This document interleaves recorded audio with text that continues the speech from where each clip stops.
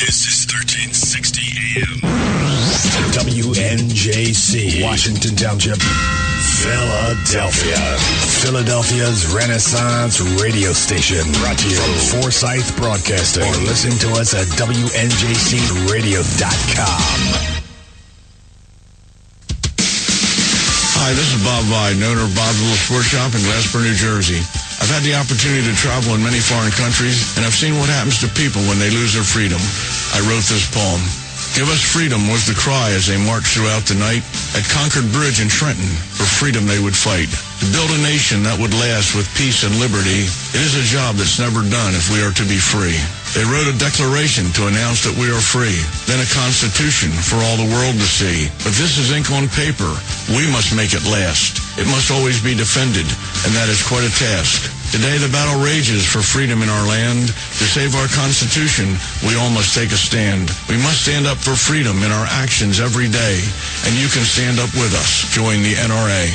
This is Bob Viden of Bob's Little Sports Shop in Glassboro, New Jersey. You may call us at area code 856-881-7575 or visit us online at bobslittlesportshop.com. What does it take to be the leader in production systems technology? To be the one company that solves production problems at any plant, for any product, and with any technology? It takes a 30-year record of success. It takes total mastery of complex technologies with a history of delivering success every time, without fail. Only one company can claim that high ground in manufacturing line optimization, data automation, and systems integration, and that's Philadelphia Control Systems. In factories worldwide, Philadelphia Control Systems programs, software, and engineering solutions deliver optimal performance and output flow with a record that can't be matched. Any plant, any product, any technology. Philadelphia Control Systems, the leader in production automation since 1982. 800-335-9811. PCS4automation.com. That's PCS, the number 4, automation.com. Oh, how I'm longing for the day when I'm back at Orchid Bay, where the silver water glistens in the sun. When is the last time you raced a small boat across wide open water? Tired of snow, traffic jams, cold weather? You need a refreshing change of scenery, a world away. The Bahama Islands have vacation rental homes and apartments. Enjoy spectacular nature in the Avacos Islands. Enjoy refreshing Caribbean beauty, fishing, snorkeling, scuba, the beach. www.enjoyabaco.com. That's A-B-A-C-O. Enjoyabaco.com. As I sail across the sea of Abaco, smiling 'cause I know only one more mile to go. Enjoyabaco.com. Now hear this. Man your battle stations. The Obama attack on our Constitution continues. Log on to INRASuperPAC.com and join J.D. Benier and Christina Lamb and hundreds of Reagan conservative commandos who demand our country return to its founding documents and principles. We are part of the nation's oldest and largest GOP volunteer organization, the National Federation of Republican Assemblies. We register voters, endorse conservative candidates, and dig deep to give you the truth on the big issues. We are fighting to do what Lincoln proclaimed 150 years ago. Let the people know the facts and the nation will be free. Help support the Conservative Commando Radio Show with your donation today. Log on to INRASuperPAC.com. INRASuperPAC.com. Now hear this. Man your battle stations.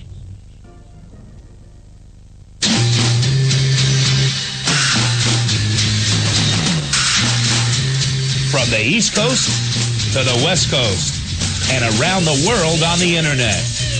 We're coming to you live from the CCRS studios, WNJC 1360 and WIFI 1460. This is the Conservative Commandos Radio Show with your host, Rick Trader. The Conservative Commandos Radio Show, where the newsmakers go to be heard. Drink my wine. You can call the Conservative Commandos Radio Show at 856-227-1360. Your opinion counts at 856-227-1360. This is Congressman Alan West, and you're listening to the Conservative Commando Radio Show. Welcome, everybody, and welcome, fellow patriots, and welcome once again to the Conservative Commandos Radio Show.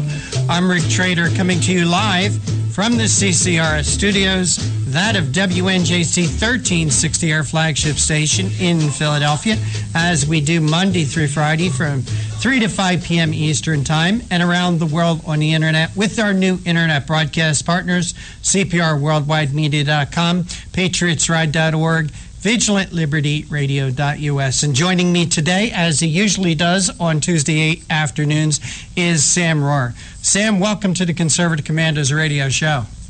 Well, Rick Trader, great to be back with you on this great Tuesday. We're well into the week, and as always, lots of things to cover, and we'll have to fight hard to get it all in today. Absolutely. And Sam, a beautiful hot day here in July here on the East Coast, and great to have you with us again. So, Sam, before we get into things, why don't we go over our list of guests and let our audience know who we will be speaking with today. I'm glad to do that. I'll start off at 3:35 with our guest will be Joseph Blast. He's the president of the Heartland Institute. And we're going to be focusing, they've done a great job for a long time. He's been on the program, obviously, before, but he is out at the 9th Annual International Climate Change Conference in Las Vegas, which is hot out there, too, Rick. Yeah. But they're going to, they're covering, these are folks who are not all that keen on global warming as pretended by Barack Obama and Al Gore, and we're going to get some real good updates from him on what's happening out there, who's speaking, the kinds of subject matter they're talking about. We're going to talk about the scientific community, where they're going, and if what we hear out of the White House is true or if it's made up like many things we hear from the White House. So that's at 3:30, Rick, and then at 4:05 we are going to change gears and we're going to go with Dan Isett. He's the Director of Public Policy, Parents Television Council. They do a great job in trying to hold our major media folks to a little bit of accountability, but we're going to talk about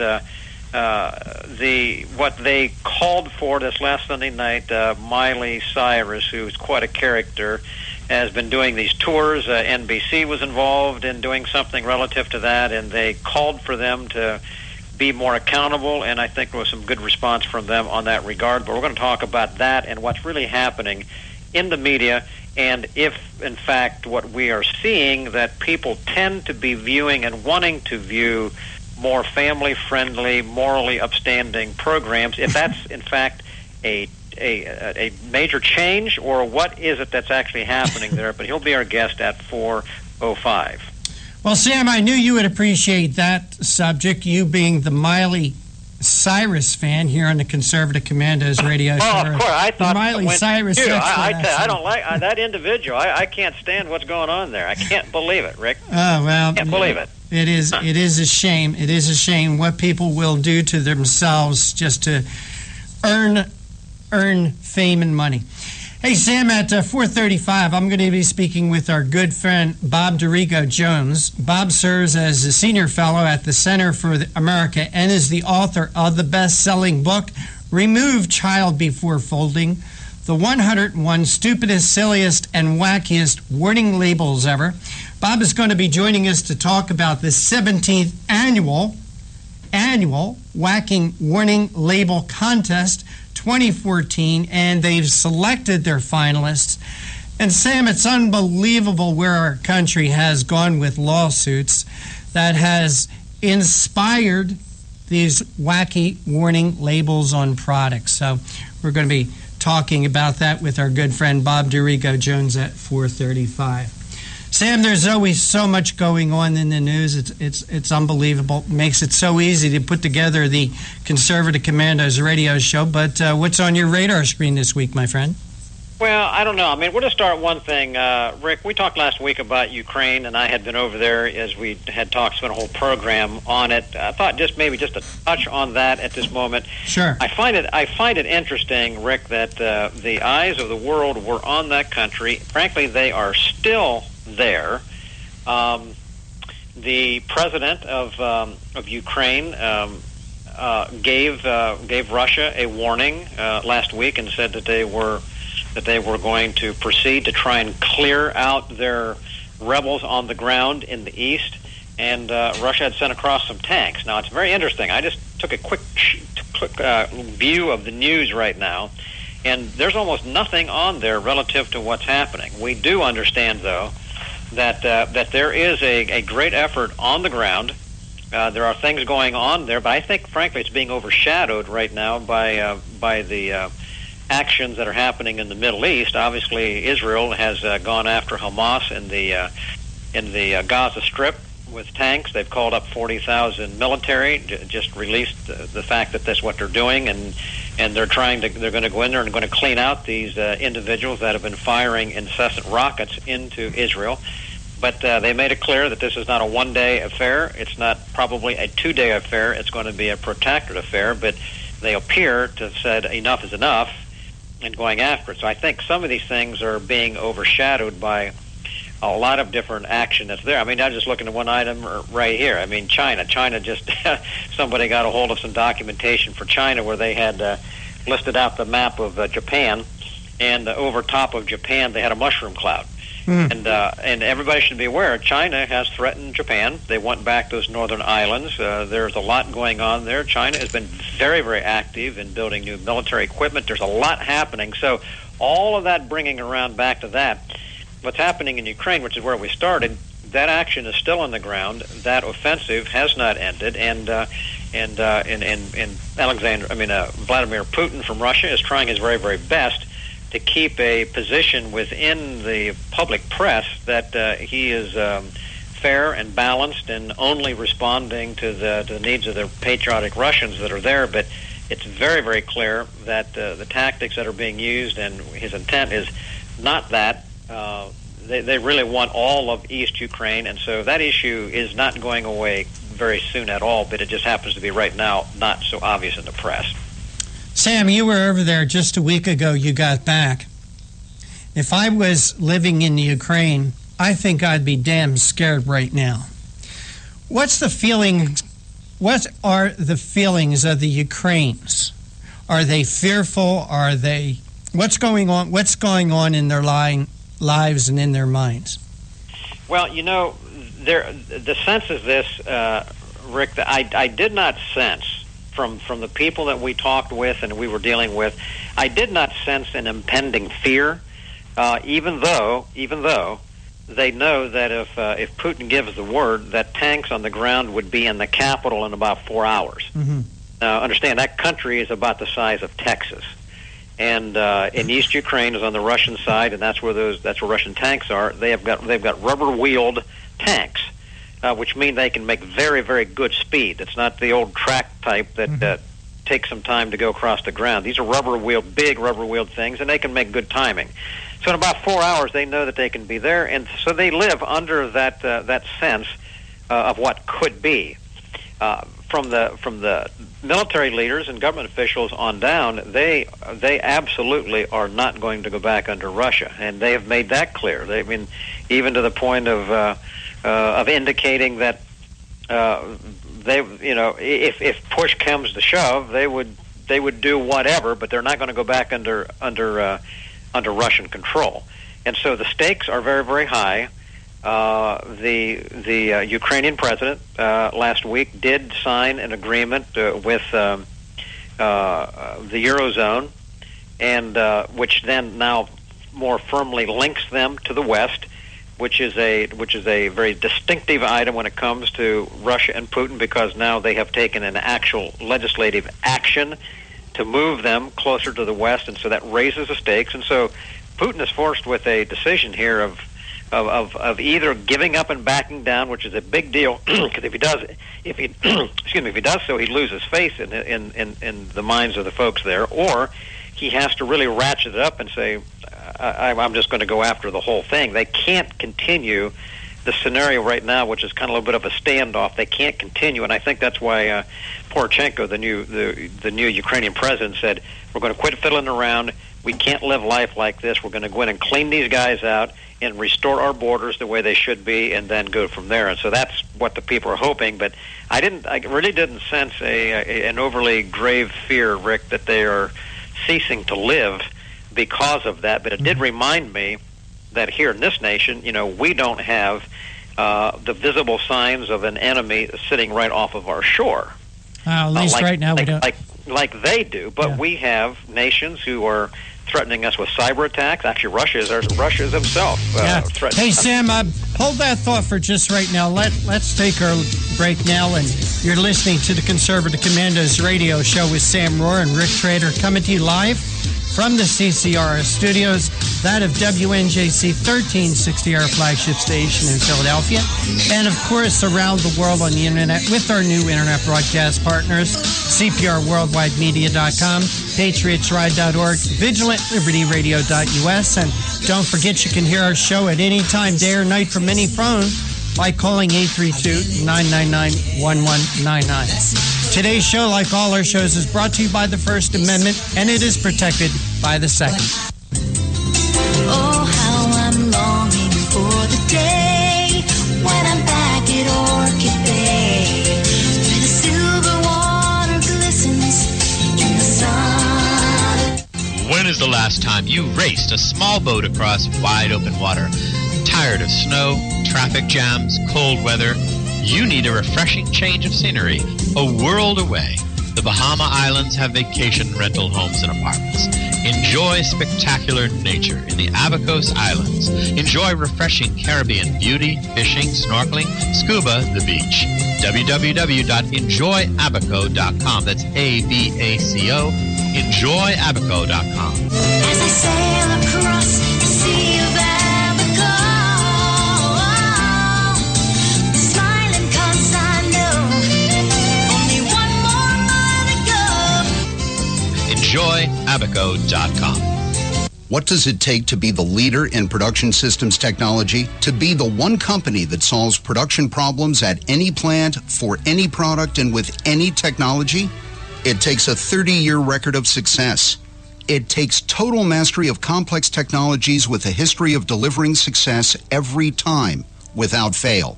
Only one company can claim that high ground in manufacturing line optimization, data automation, and systems integration, and that's Philadelphia Control Systems. In factories worldwide, Philadelphia Control Systems programs, software, and engineering solutions deliver optimal performance and output flow with a record that can't be matched.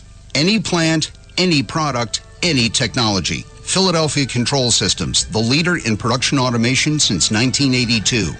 800-335-9811, PCS4automation.com. That's PCS, the number 4, automation.com. Hi, this is Bob Vide, owner of Bob's Little Sports Shop in Glasper, New Jersey. I've had the opportunity to travel in many foreign countries, and I've seen what happens to people when they lose their freedom. I wrote this poem. Give us freedom was the cry as they marched throughout the night. At Concord Bridge in Trenton, for freedom they would fight. To build a nation that would last with peace and liberty, it is a job that's never done if we are to be free. They wrote a declaration to announce that we are free, then a constitution for all the world to see. But this is ink on paper. We must make it last. It must always be defended, and that is quite a task. Today the battle rages for freedom in our land. To save our Constitution, we all must take a stand. We must stand up for freedom in our actions every day, and you can stand up with us. Join the NRA. This is Bob Viden of Bob's Little Sports Shop in Glasper, New Jersey. You may call us at area code 856-881-7575 or visit us online at bobslittle.sportshop.com. You can call the Conservative Commandos radio show at 856-227-1360. Your opinion counts at 856-227-1360. This is Congressman Alan West, and you're listening to the Conservative Commando Radio Show. Welcome back to the Conservative Commandos radio show with Sam Rohr and Rick Trader. And you'd like to hear a rebroadcast of today's show at 10:10 this evening Eastern Time, log on to patriotsride.org. And for a rebroadcast of yesterday's show at 5 p.m. this evening when our live broadcast ends, log on to cprworldwidemedia.com. You can also hear a repeat of today's show tomorrow afternoon at vigilantlibertyradio.us. Sam, you were talking about your trip to the Ukraine and things going on over there. Why do you think Putin hasn't moved so far? Partially because his economic connections with Europe, which are very, very critical for them. Europe is the market for their gas. Very critical. They would rather control it and be able to do what they're doing right now, which is tweak when they want and that kind of thing, rather than to totally disturb. And because they believe that if they actually took over all of Ukraine, and forcibly took it over and reverted back to the days of the Soviet Union, more or less, that they would more greatly upset the economic balance and cause themselves perhaps greater strain. So he's appealing to the Russian people on the basis that kind of like he's the new czar, appealing to their patriotic loyalties and the fact of that this is the day that the glories of old Russian Empire can be resurrected. That's the appeal to the Russian people, and which is why he's so liked over there. The threat to Ukraine is that they really do want the eastern side, because that's where the military establishment is, and they have to have their access in Crimea to the Black Sea. That's where their naval bases are. So there are those pieces that they feel they have to have, but they don't want to take over the whole thing. And so that's why I think there's a little bit of sense that the likelihood of him taking over all of Ukraine, which then would threaten Poland and all of that, is a bit more than they want to bite off right now. So they need to be selling their gas to Europe as much as Europe needs to be buying it. Well, that's effectively correct, because if they roll the dice wrongly, and things could get around to the point where Europe could be buying gas from somewhere else, which right now they don't have much option, but there's an increasing threat that it could possibly come from the U.S. through liquefied natural gas. There's that kind of thing. It's not immediately right around the corner, but it is 4 or 5 years out.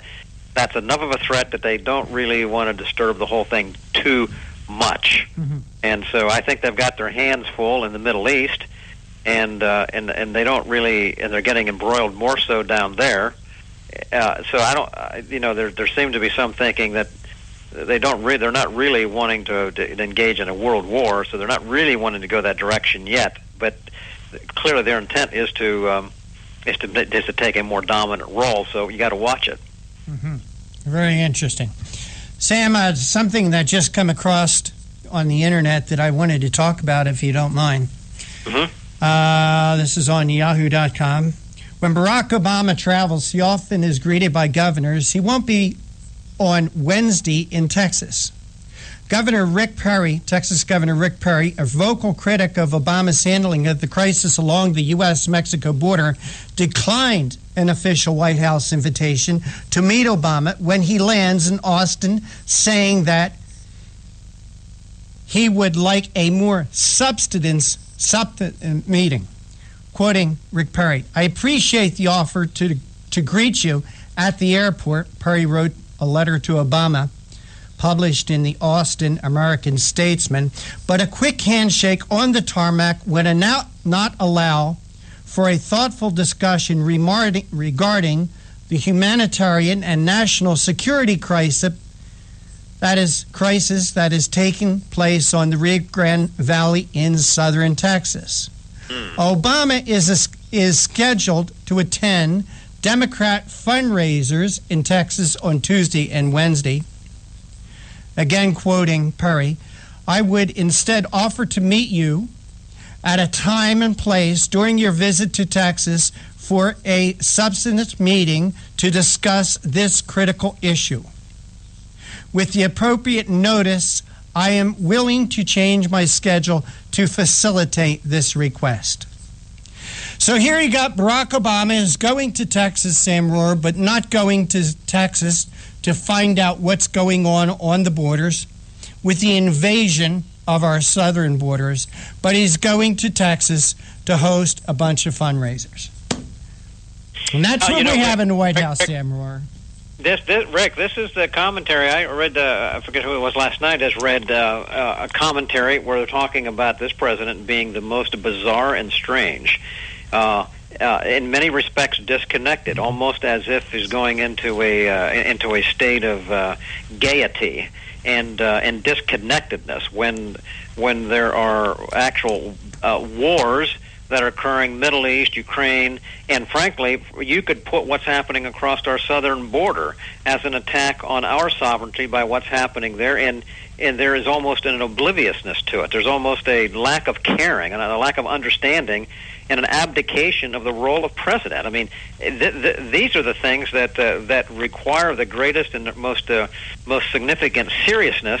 Yet he doesn't do it, and that's why Rick Perry. I'm glad that Rick Perry did not play into that and say, "Look, we need to talk about it, but I'm not going to give you 30 seconds on a tarmac so you can get a picture and spread it across the country and make it look like all's well." All's not well in Texas or the southern border.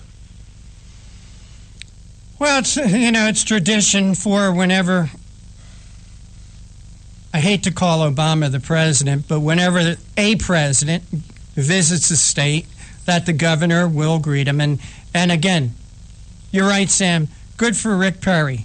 Good for Rick Perry for putting it out there, what is really important, and good for Rick Perry for pointing out what's not important to Barack Obama, seemingly not important to Barack Obama.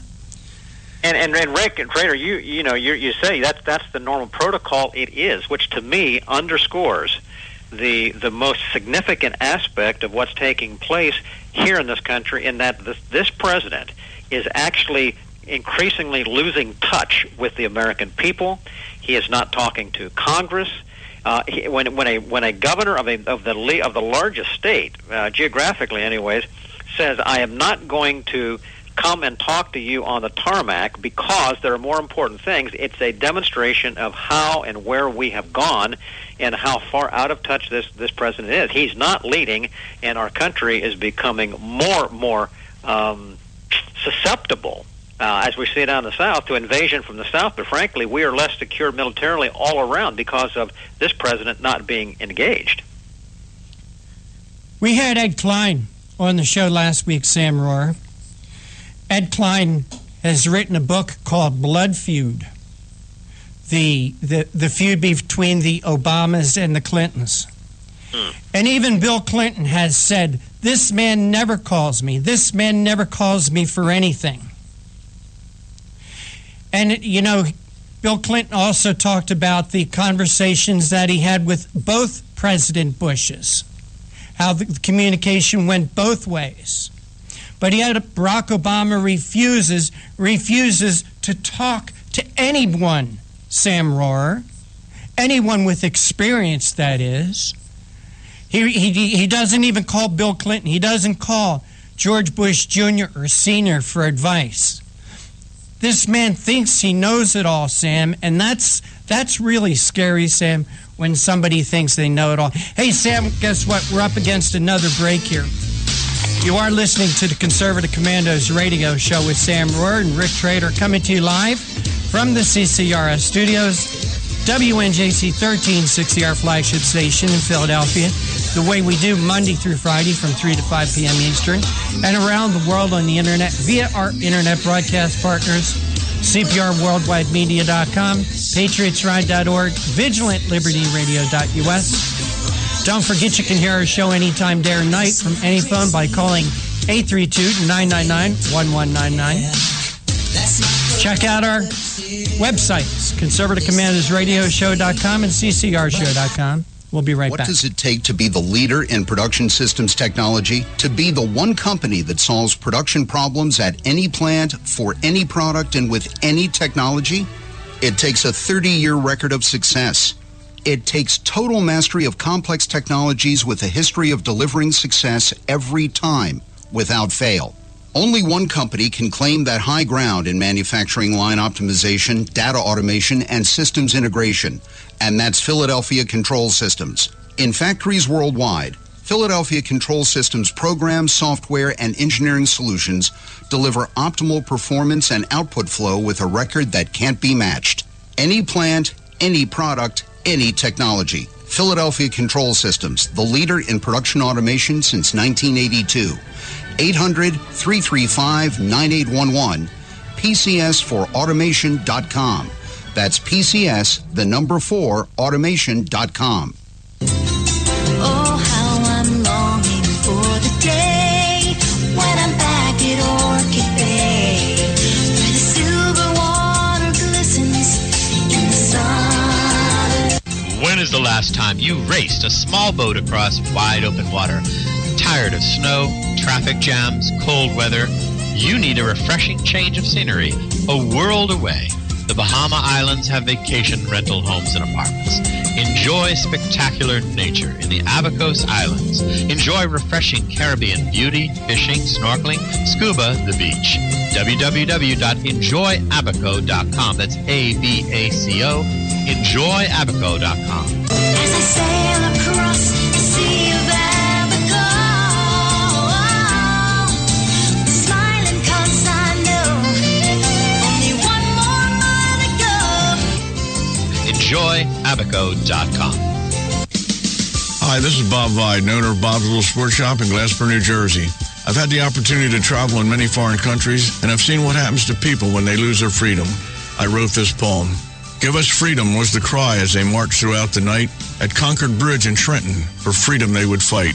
To build a nation that would last with peace and liberty, it is a job that's never done if we are to be free.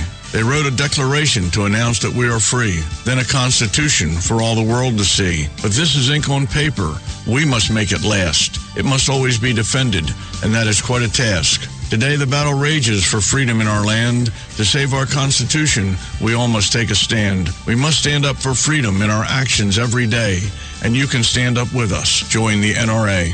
This is Bob Viden of Bob's Little Sports Shop in Glasper, New Jersey. You may call us at area code 856-881-7575 or visit us online at bobslittle.sportshop.com.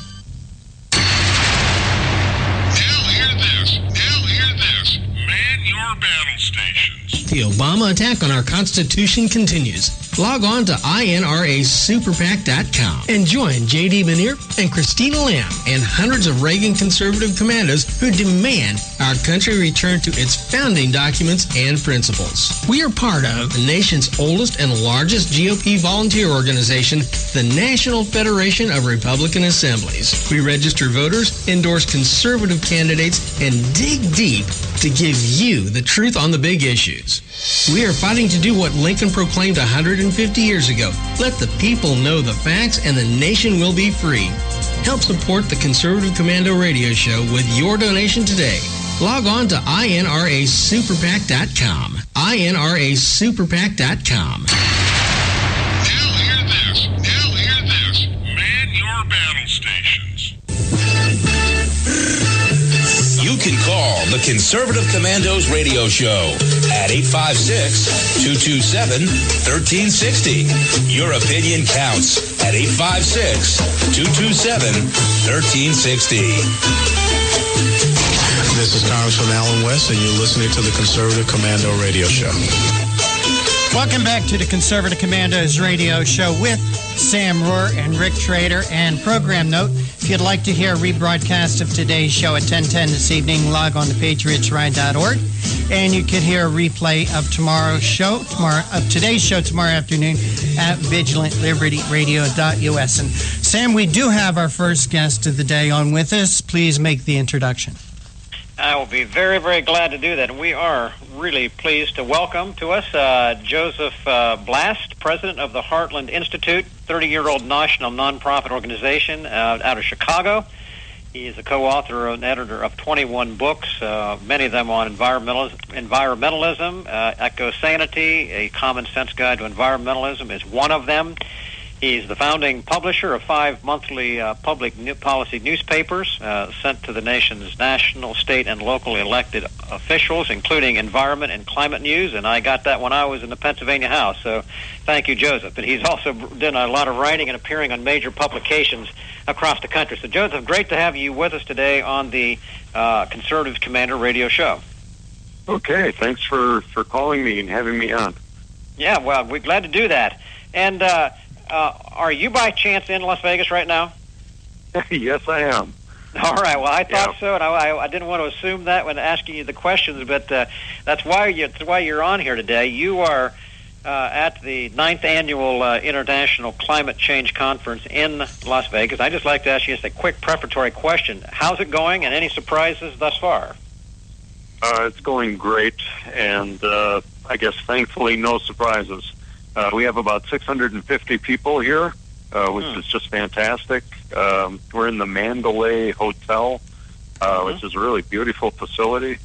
I just came out of a panel discussion listening to Robert Carter from Australia and Willie Soon from Harvard-Smithsonian and Fred Singer, who turns 90 years old this year, and he just gave a terrific presentation. So, I mean, it's really cool. Everybody's really jazzed up, and the whole place is buzzing. Well, that's excellent. So, in fact, I mean, it is truly international, and it's the 9th annual? Is it the largest to date? No. The most we ever had in attendance was 800 people, but I think this is the second largest event that we've had. And, we have speakers. We have 64 speakers from 12 different countries. So to give you an idea of the international flavor. Well, that's great. Now I want to go ahead and I want to just talk to a few things here with you, if you can. A lot of folks who listen here have heard Joe Bastardi on their local news station because he's a chief meteorologist, and a lot of folks hear him. But I believe that he was at least going to open the event last night. Correct. If he did, what did he basically say from his perspective as a meteorologist on this whole topic of man-made global warming, and how did the crowd respond? He was absolutely outstanding. He's a very funny guy, and he had the audience just roaring. One of his themes was that the EPA claims to have 3 lines of evidence that support classifying carbon dioxide as a pollutant. And he went to some lengths pointing out how all 3 of these lines of evidence are absolutely wrong. They're just not credible. He had a slide presentation that was showing all sorts of data that just directly contradicted what the Obama administration keeps claiming to be the case concerning global warming. Did he give any comment from his perspective of any current facts that would indicate whether or not things are unusual climate-wise, or did he just basically try to address the underlying facts that what Obama is saying and the administration is saying is just not founded in science? He certainly had recent data. One of his specialties is hurricanes and tracking hurricanes and violent weather trends. And he had data that was very up-to-date, showing there's been no increase in hurricane activity. In fact, I think the United States right now is the longest period in known history without a Class 3 hurricane. I think I'm getting this right, making landfall in the United States. So he stressed that. He was showing us the temperature data. There's been no warming for over 17 years now. And it's a tremendous fact, because even the other side says that if you go 15 years or longer without warming, that invalidates the models. And the models is all they rely on. They have these fancy computer models, kind of garbage in, garbage out, that predict lots of warming in the future. Well, if you go 15 years without any warming, those models are wrong. They're invalidated. And I think that's one of Joe Bastardi's main points. Well, that was good. Now, after him, I believe Congressman Dana Rohrabacher spoke. He's the vice chair of the House Committee on Science and Space and Technology. You can briefly summarize what he said, and did he give any indication of where Congress is in the matter and so forth right now?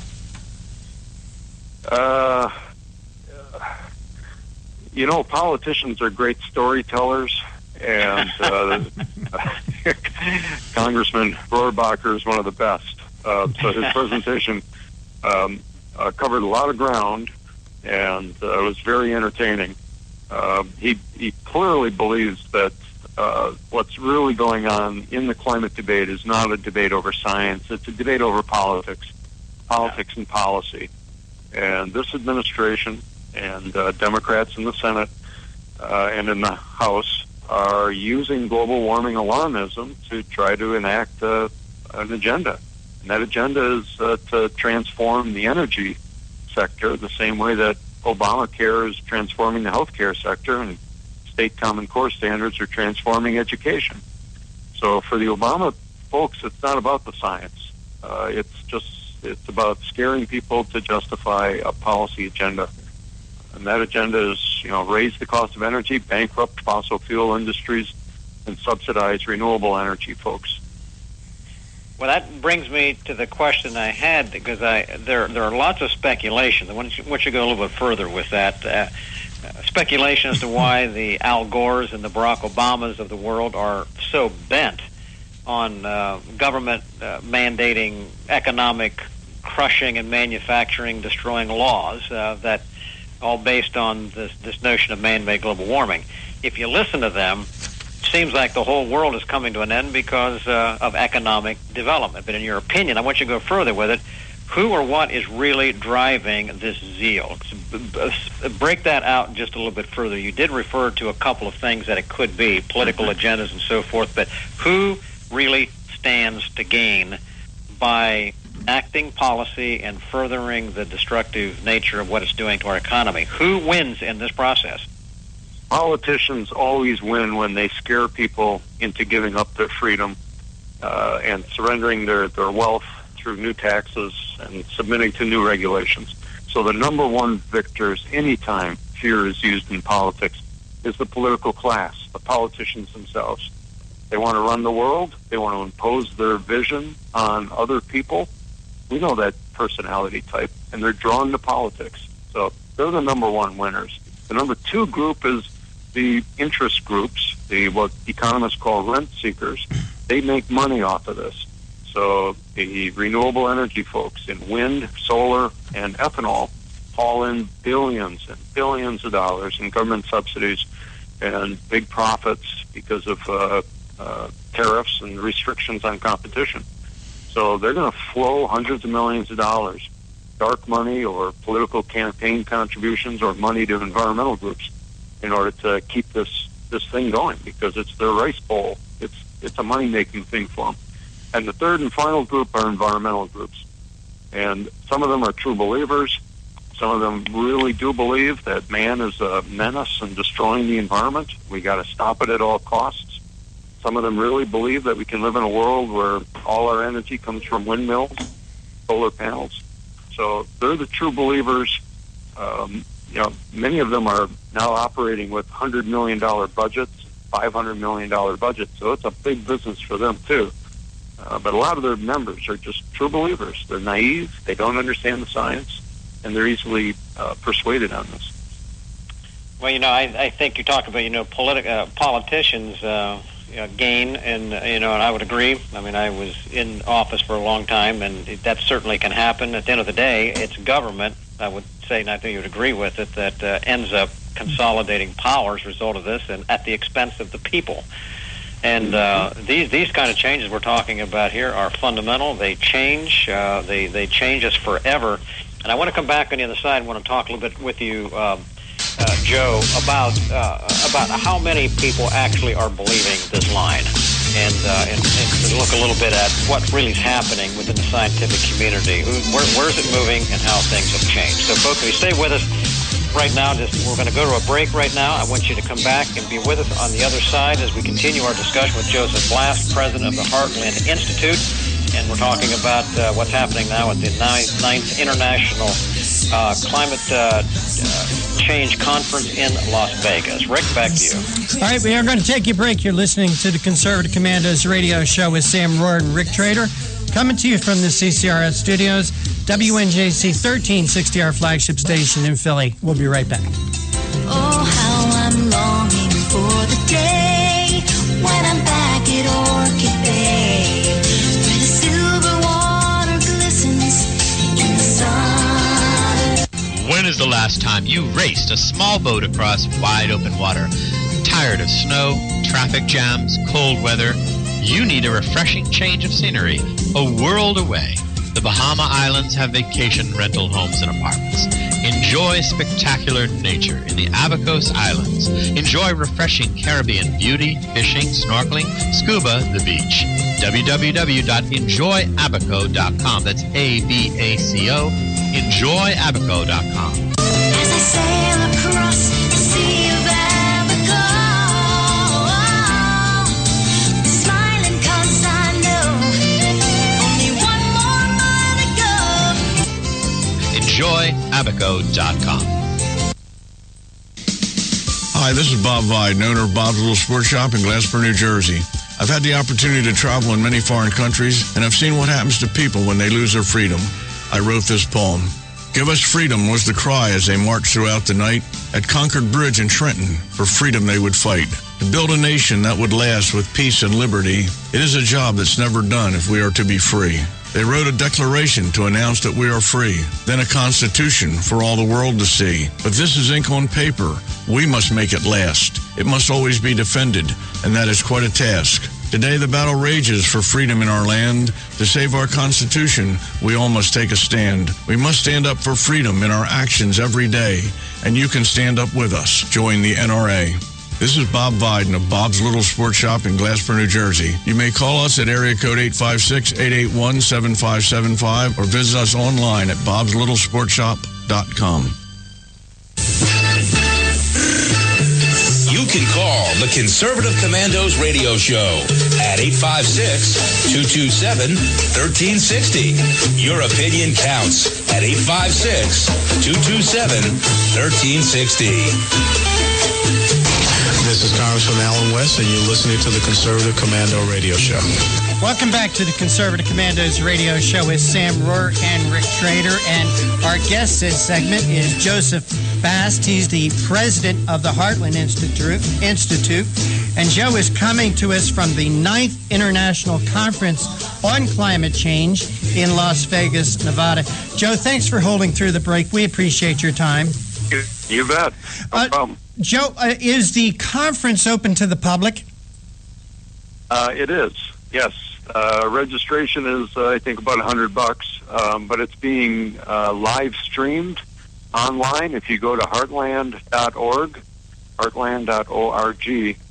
you can watch every session live right on the internet. Joe, when I hear people like Barack Obama says, there's no question, 97% of the scientists agree that climate change is a fact. Well, Joe, you know what? I think that if anyone studies history, they would agree with them, because in the last 100,000 years, we've had 4 ice ages. The last one took place roughly 12,000 years ago, and at that time, there was an ice sheet that covered North America. Some places all the way down to Princeton, New Jersey. In some places, this ice sheet was 2 miles thick. So obviously, there has been climate change. But Joe, do you get as angry as I do when people like Barack Obama and Al Gore make charges like that to deceive people to think that mankind has anything to do with it? Oh yeah. It gets me furious. To have the President of the United States repeating what he must know is a lie, that 97% of scientists agree that man-made global warming is going to be dangerous. That's what he actually tweeted to his followers. It's just outrageous. The only surveys that show anything like that were conducted by college students a few years ago. College students. And they do these surveys by internet, by email, and they ask the wrong questions. They say, do you believe that there's any evidence of warming? And do you think there might be a human impact on climate? Mm-hmm. Well, even skeptics say, yeah, there's been some warming. There was some warming in the 20th century. We're not sure why it occurred, but it occurred. It stopped in the beginning of the 21st century. And is it going to be dangerous or not? We don't know the answer to that. Most physical scientists have no idea how to answer a question like that. So So the questions are wrong. What you want to do is find out, do most scientists really believe that we understand climate enough to be able to predict future climate conditions and to justify increasing the cost of fossil fuels and shutting down factories and making all these massive, expensive changes that the Obama administration is proposing? And I can tell you, most scientists do not believe that. Most scientists believe there's tons of uncertainty in the science. They don't think we have enough evidence to justify the policies that are being passed. And I think an increasing number of scientists are upset with the president lying about them and environmental groups lying about what they stand for. So more scientists are coming out and speaking the truth. And they're getting beat up, and when a scientist speaks out, mainstream media and environmental groups go after them. So it takes courage for scientists to speak out against this. Well, Joe, I like to say that ice sheet that melted 12,000 years ago, I would like to know what people were driving and how were they heating their homes 12,000 years ago that melted all that ice. But, Joe, you talk about the environmental groups. And in reading information about the 9th International Conference on Climate Change that you're hosting out in Las Vegas, talking about environmental groups, I was surprised that one of your speakers is Patrick Moore, who's co-founder of Greenpeace. Greenpeace, of all organizations, being represented at your organization, but has in here Greenpeace co-founder Patrick Moore will give one of the keynote addresses at the 9th International Conference on Climate Change. Moore, who helped found Greenpeace in 1971 and served as its president, left the organization in 1986, and he wrote in the Wall Street Journal that he could not remain with Greenpeace because, quote, the environmental movement is not always guided by science. Greenpeace has evolved into an organization of extremist and politically motivated agendas. Joe, are we finally getting through to some of these people on the left?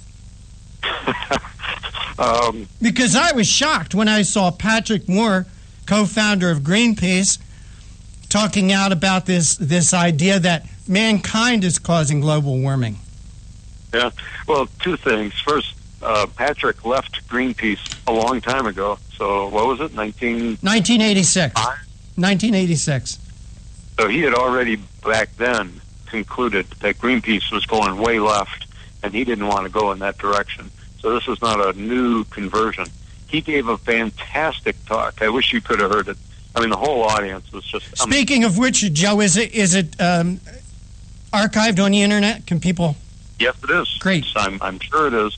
I know it takes them a little bit of time to edit these video files and put them up.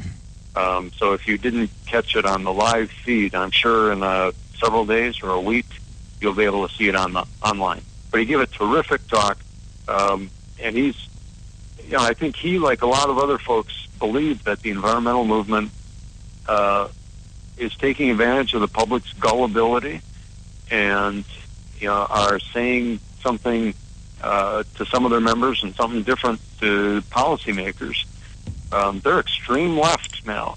They're basically left-wing advocacy groups that are using the environment and people's legitimate concern for the environment to support a political agenda. Right? And most environmentalists don't sign up for that, and they should be deeply offended and resentful that groups like Greenpeace are claiming to represent the environmental movement when in fact they're off in left field doing stuff that has nothing to do with protecting the environment. Yeah, and Joe, we used a number here. Rick used a number of 97%.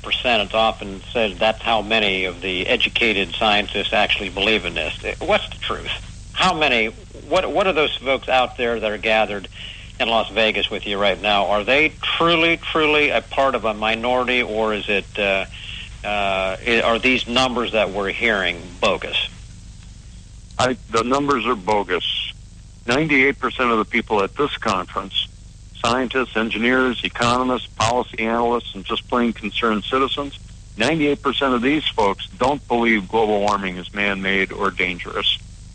And I think when you look at the actual science and surveys that have been done of real climate scientists that ask the right questions, like do you believe climate models can predict the future, you find about a quarter to a third of them answer yes to that question. That means 3/4 of climate scientists do not believe that we can accurately forecast the future. And on important issue after important issue, it's about 75% say, no, we're not on board this stuff. So I think that's an important thing, I think, for people to understand. We believe generally that conservatism, constitutionalists, those who believe in free enterprise are a diminished number. What you're saying is that's not the case, which I don't believe that's the case either, but that's what we're told. Let's go for another fact. If things don't change policy-wise in this country, and this movement, pushed by this administration and others, continues, let's say, another 5 years, the fact of the matter is, what's going to happen to our energy supplies? What's going to happen to our economy? What's going to happen to our manufacturing base if these policies are not changed within this next 5 years? Let's take that as a guess. What do you say? I think you've put your finger on the most important question of all, and I think it's very scary. I think if I'm not a political-oriented guy. I'm not telling anybody how to vote. But if Democrats retain control of the Senate in 2014, and if a Democrat gets elected president in 2016, I think the costs are enormous. We came really close to having power outages in the Northeast this winter. We had this record cold winter, record long winter. They were taking coal power plants offline because of environmental regulations. If they hadn't put some of those back online at the last minute, people literally would have been freezing to death in the United States. And I think that's our future. I mean, they're going to shut down coal plants. So over the next year, this next winter is going to be even more dangerous than the last one. And with every passing year, as this administration continues its war on coal, and frankly, its war on poor people, we're going to become an impoverished country. It's a scary thing. I think this is unprecedented. We have an administration that is lawless, that is just turning its back on science, that is destroying the fossil fuel industry, the whole energy sector in the United States, and seemingly oblivious to the human costs of what they're doing. And that, unfortunately, happens to be a supportable fact, what you're saying. And that ought to wake up anybody who's listening to this program, anybody who's out there who are listening. These are facts, what you're talking about, and that makes a big, big difference. Not the stuff what you're hearing. I'm glad that the program, that the conference is going on, Joe. I'm glad that you've been on with us. Tell our listeners here, if you could, before we depart, a little bit more about your organization and where they can go to follow up on this kind of information and so forth, and what anything else that you're putting forth. Please tell them where they can go here. Okay, terrific. Thanks for the opportunity. So the Heartland Institute is a nonprofit, independent research organization. We're based in Chicago, but we're a national group. We have about 8,000 donors. We don't lobby, so contributions are tax deductible. We have a great website at heartland.org, and from there you can go to a dozen other websites that we operate, including some that are specific on the global warming issue, and some of them that just deal with school reform, healthcare reform, budget and tax reform, and finance issues. We're a free market group. We're interested in libertarian and conservative ideas, but I don't think we're political, and I don't think we're doctrinaire. So we're just trying to find solutions to problems and looking for free market solutions to all of these public policy issues.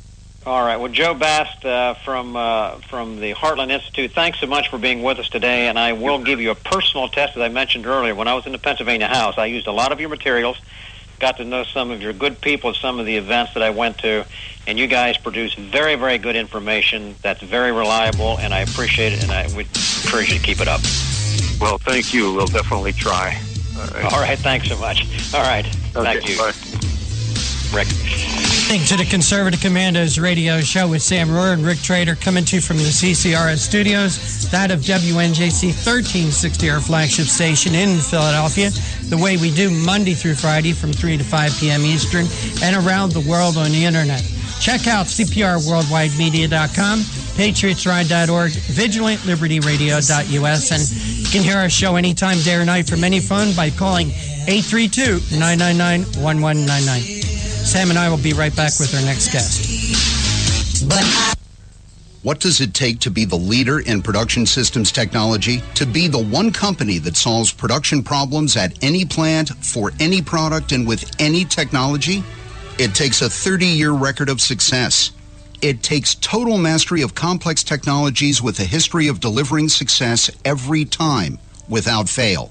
Only one company can claim that high ground in manufacturing line optimization, data automation, and systems integration, and that's Philadelphia Control Systems. In factories worldwide, Philadelphia Control Systems programs, software, and engineering solutions deliver optimal performance and output flow with a record that can't be matched. Any plant, any product, any technology. Philadelphia Control Systems, the leader in production automation since 1982. 800-335-9811, PCS4automation.com. That's PCS, the number 4, automation.com.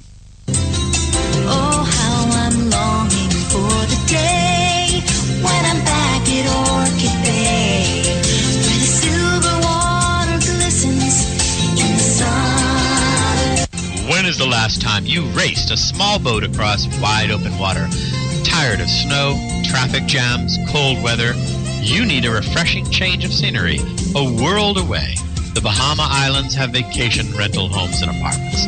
Enjoy spectacular nature in the Abacos Islands. Enjoy refreshing Caribbean beauty, fishing, snorkeling, scuba, the beach. www.enjoyabaco.com. That's ABACO. Enjoyabaco.com. As I sail across the sea of Abaco, smiling 'cause I know only one more mile to go. Enjoyabaco.com. Hi, this is Bob Viden, owner of Bob's Little Sports Shop in Glasper, New Jersey. I've had the opportunity to travel in many foreign countries, and I've seen what happens to people when they lose their freedom. I wrote this poem. Give us freedom was the cry as they marched throughout the night. At Concord Bridge in Trenton, for freedom they would fight. To build a nation that would last with peace and liberty, it is a job that's never done if we are to be free. They wrote a declaration to announce that we are free, then a constitution for all the world to see. But this is ink on paper. We must make it last. It must always be defended, and that is quite a task. Today the battle rages for freedom in our land. To save our Constitution, we all must take a stand. We must stand up for freedom in our actions every day, and you can stand up with us. Join the NRA. This is Bob Viden of Bob's Little Sports Shop in Glasper, New Jersey. You may call us at area code 856-881-7575 or visit us online at bobslittlesportshop.com.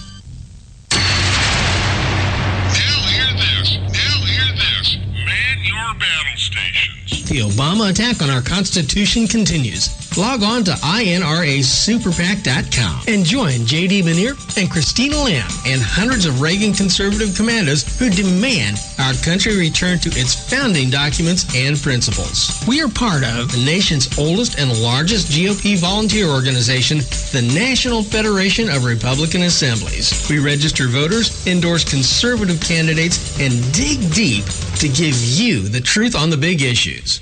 We are fighting to do what Lincoln proclaimed 150 years ago. Let the people know the facts and the nation will be free. Help support the Conservative Commando Radio Show with your donation today. Log on to INRASuperPAC.com. INRASuperPAC.com. Now hear this. Man your battle stations.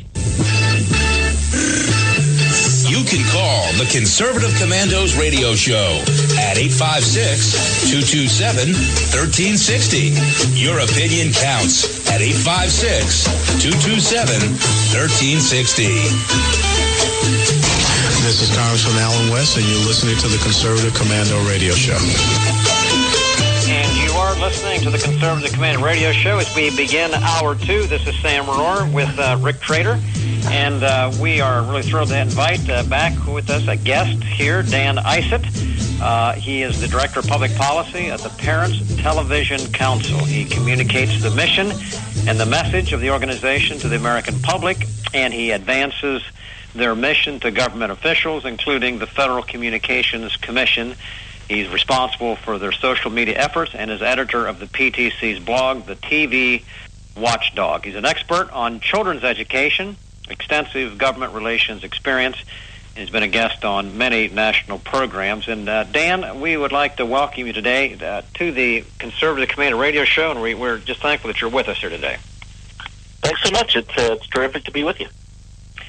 Dan, before we get into the specifics of talking about this NBC issue that you talked about, I'd like you to take just a couple of minutes and tell our listeners a bit more about the Parents Television Council's mission. I read in the introduction to you that you communicate your mission.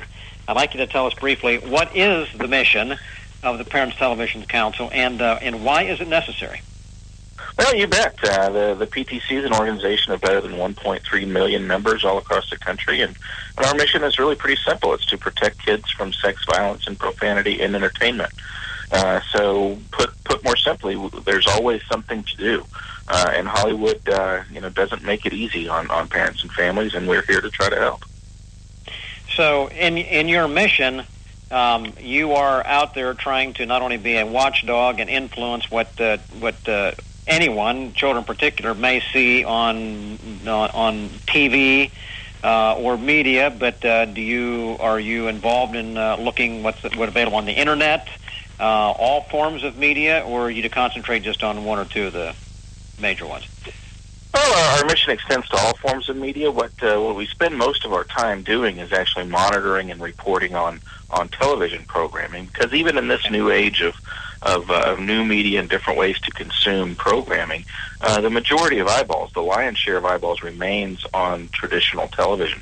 That's gradually changing, but to have the greatest impact, we really need to change the culture of television.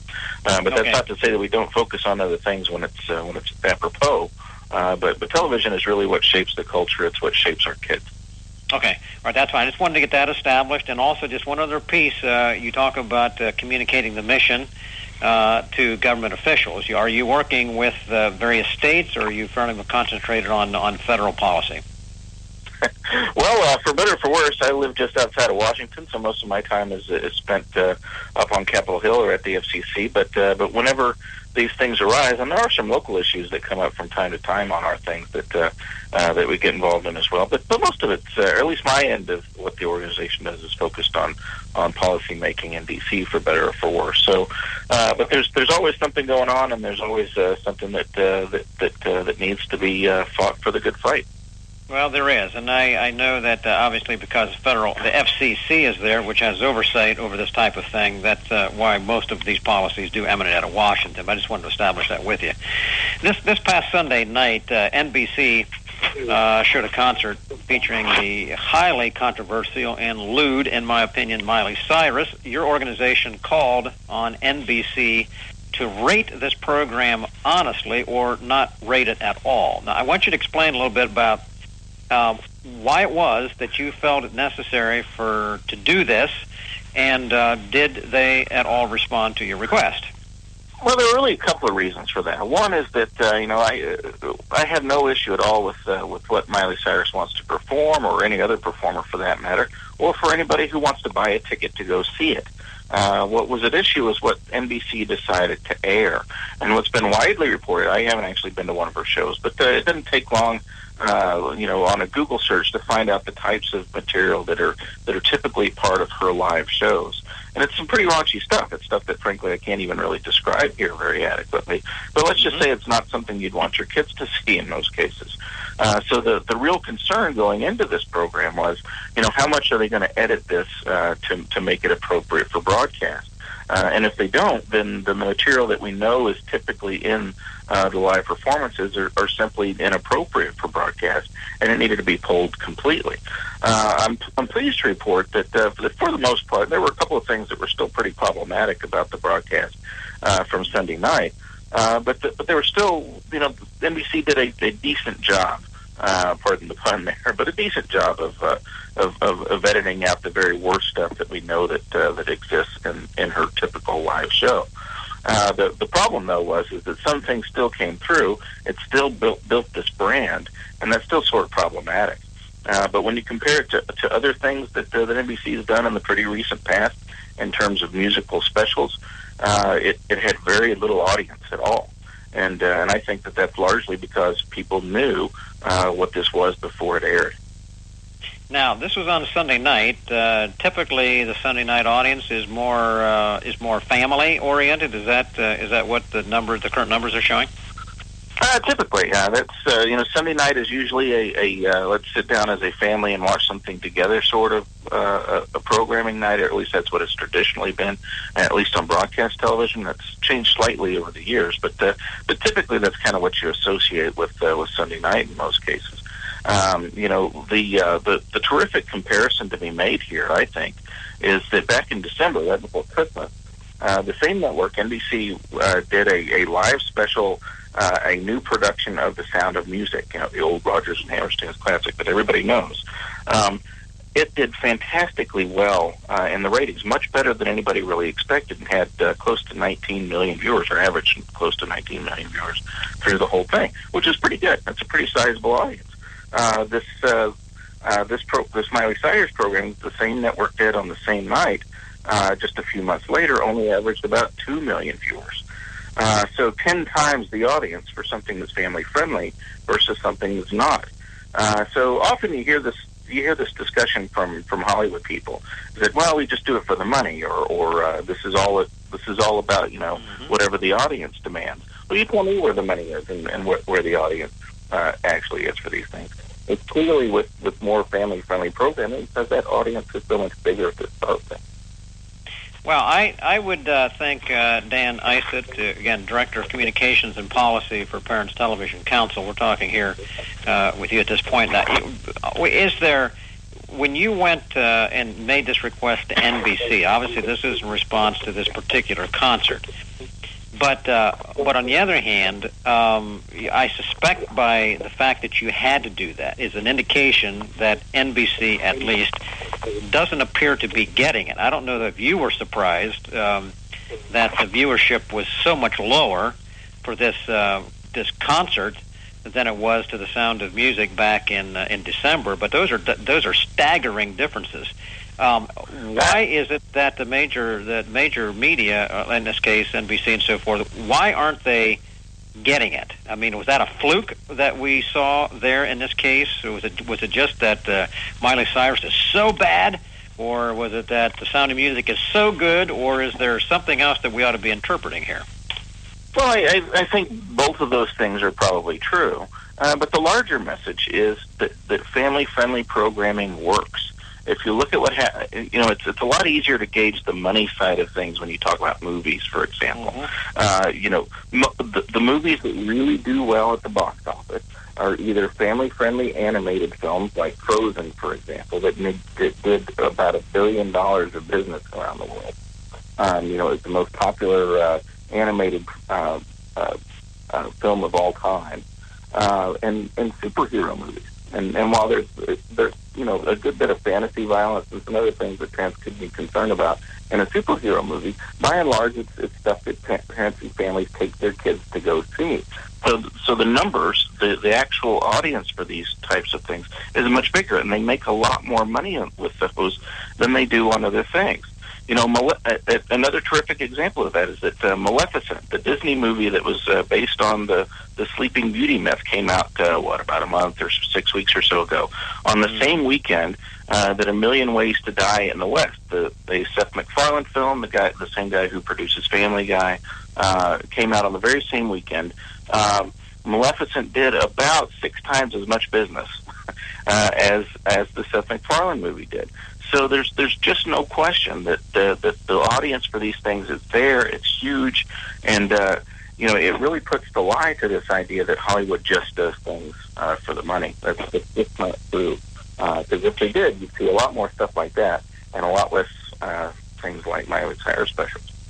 Well, there is appearing to be a movement, I think you touched on it there, that there are more family-friendly, morally upstanding movies that are, in fact, being done. I would suspect that some of it could be because there's money in it, and there's more people watching it, but are we perhaps seeing a change in the culture at all, where the American public maybe have had their full of the pornographic and trashy movies and are pulling back the other direction? What's driving it? Can you comment at all? Is there facts to support that? What's happening? Well, it's difficult to comment on those things writ large, but what we do know is that, or at least my opinion is that that's never really changed. The American culture, the American audience, families in general, have always wanted to have, anytime that you have a good story that's well told, that doesn't offend its audience, you will make money. People like being entertained. It's sort of a fundamental human condition. So when Hollywood does a good job of that, they do well. When they do a poor job of that, they don't do well. It sounds simplistic, but for whatever reason, call it an agenda, call it something else going on. I don't know what it is, but all too often that simply isn't the case when it really could be. And so whenever you hear these executives say, well, we're just catering to our audience, or we're just trying to meet the people where they are, none of that's really true, because the audience is so much bigger for these things that simply don't offend the audience to begin with. Well, I think that's a good point, and we're going to leave it. If you can stay with us, Dan, until the other side of the break, I want to come back, and I want to talk with you a little bit about the responsibility of folks like NBC or ABC for what they carry, and do they play a role and responsibility in helping to shape? I mean, if you're basically saying, and I think you're right, that people really haven't changed, that their desire for good movies have always been there, then it's a question of how that got in there and how the change occurred. But I want to come back and pick up on the other side. So, folks, you are listening right now to Sam Rohr and Rick Trader on the Conservative Commando radio show, and we invite you to stay with us. We'll be back on the other side of the break to pick up again on our discussion with Dan Isett, Director of Communications and Policy for the Parents Television Council, and we will be right back on the other side. Oh, how I'm longing for the day when I'm back at Orchid Bay, where the silver water glistens in the sun. When is the last time you raced a small boat across wide open water?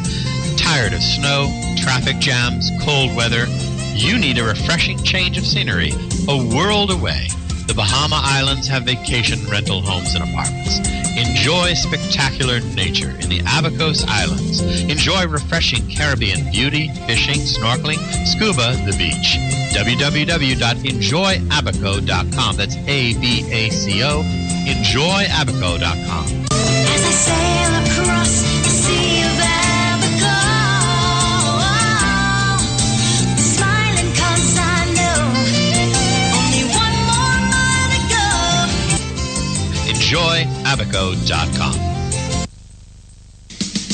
Hi, this is Bob Viden, owner of Bob's Little Sports Shop in Glasper, New Jersey. I've had the opportunity to travel in many foreign countries, and I've seen what happens to people when they lose their freedom. I wrote this poem. Give us freedom was the cry as they marched throughout the night. At Concord Bridge in Trenton, for freedom they would fight. To build a nation that would last with peace and liberty, it is a job that's never done if we are to be free.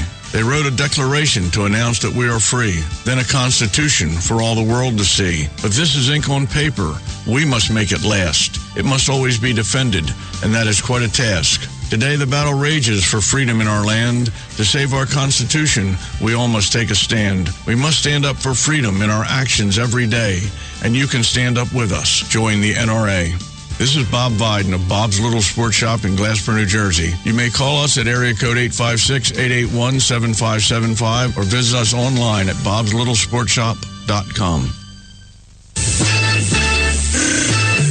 You can call the Conservative Commandos radio show at 856-227-1360. Your opinion counts at 856-227-1360. This is Congressman Alan West, and you're listening to the Conservative Commando Radio Show. Welcome back to the Conservative Commandos radio show with Sam Rohr and Rick Trader. And for a rebroadcast of today's show at 10:10 this evening, log on to patriotsride.org. You can also hear a rebroadcast of today's show tomorrow afternoon at vigilantlibertyradio.us. If you'd like to hear a repeat of yesterday's show at 5 p.m. Eastern, log on to cprworldwidemedia.com. And we're speaking with Dan Isett. He's the Director of Public Policy for the Parents Television Council. Dan, thanks for holding through the break. We appreciate your time. Dan, are you with us? Dan, are you with us? Yeah, I am here. All right, Dan. Dan, I think people are finally waking up to what's going on in television. As you mentioned, 18 million people tuned in to watch The Sound of Music versus 2 million tuning in to watch the Miley Cyrus special. Dan, we've also have a lot of other examples where good educational television has been very successful, and I'll point out just a couple and ask you to comment about them. One was the HBO series or miniseries a few years back on John Adams, and also the History Channel's series on the Bible.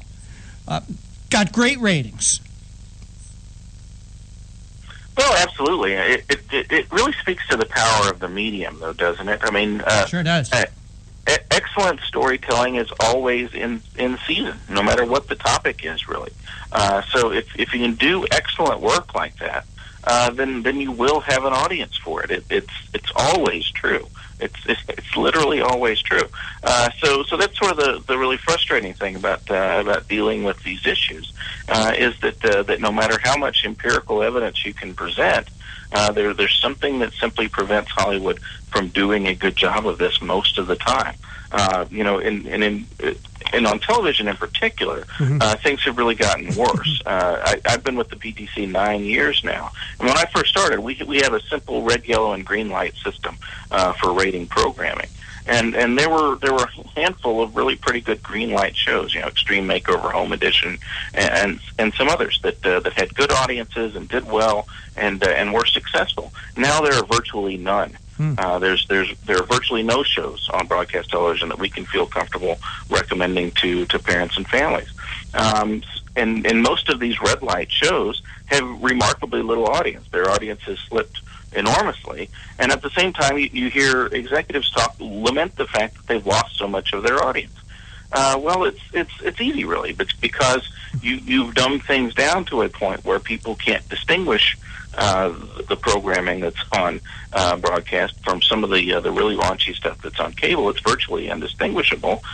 So therefore, you've lost a lot of your audience to start with. So, the real key here is it's sort of like Field of Dreams, really. If you build it, they will come. Mm-hmm. That's what it seems. And we know this to be true, and it's been demonstrated time and time again. Sure has. Dan, speaking of audience, doesn't NBC have a duty to its shareholders to make a profit and air programming to bring in good ratings, sponsors, and money? Wouldn't you think that NBC was in business as a business to make money for the shareholders who actually own it? Well, absolutely, and keep in mind that NBC Universal is now owned by Comcast Corporation, the biggest cable company in the world. They've created essentially the biggest media company in the world when those two companies merged a couple of years ago. So absolutely, they have a fiduciary responsibility there. But moreover, as licensees of the publicly owned airwaves, they have a special obligation. They have an obligation to serve the public interest with their programming. And all too often, they don't take that obligation particularly seriously in exchange for the free license from the federal government that you and I delegate the FCC to take care of it for us. So there are a lot of different issues here, and hopefully I think that we're starting to turn a corner a little bit, seeing some glimmers of hope in some of these things, particularly on the movie side of the equation. And I think television will eventually come around as well.